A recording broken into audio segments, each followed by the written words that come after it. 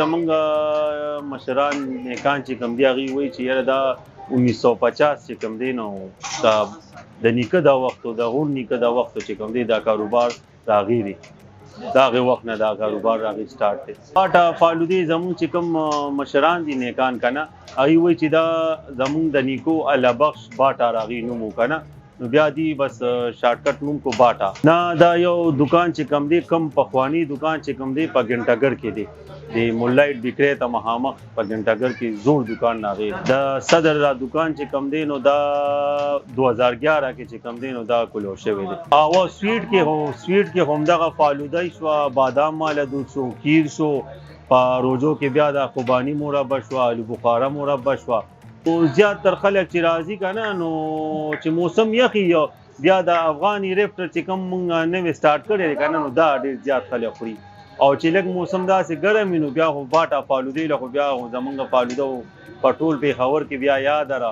راځي خلک فیملي هم راځي دلته خوري او بیا ځان سره پارسلو کې موړي نو خاص چیز زمونږ چې کوم دی دا کلفي فالوده چې کوم دا زمونږ ډېره زیاته اوسي که نه اصل کې دی کې خاص دا کلفي وي خالص پی او کوې نه دا صرف تیاریږي که نه بیا دی کې شو دا سویاں شوه او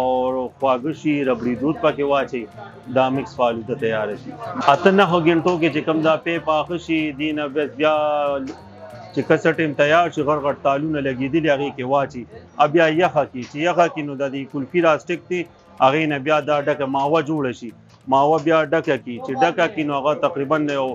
600 دانې وي 1000 دانې وي بیا چاټو کې واچو بیا دې له مونږه ووره راشي نو ووره بیا مونږه ماتو هغې ووره له مونږه مالګه ورکړو بیا چاټو کې واچو او بیا ړکو یې تقریبا ګنټه نیم هغه مونږ ړکو هلکان ولاړ شي څه ټیم تیار شي ښه مزېدار چکلیټي کلفي جوړه شي نو بیا یې فریزرو ته واړو یو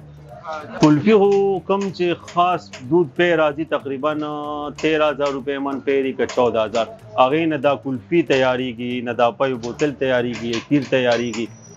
او کویه خو بس مین شیر کویه او خالص دود چې پکې نی نو کلفي بیا مزه نه کوي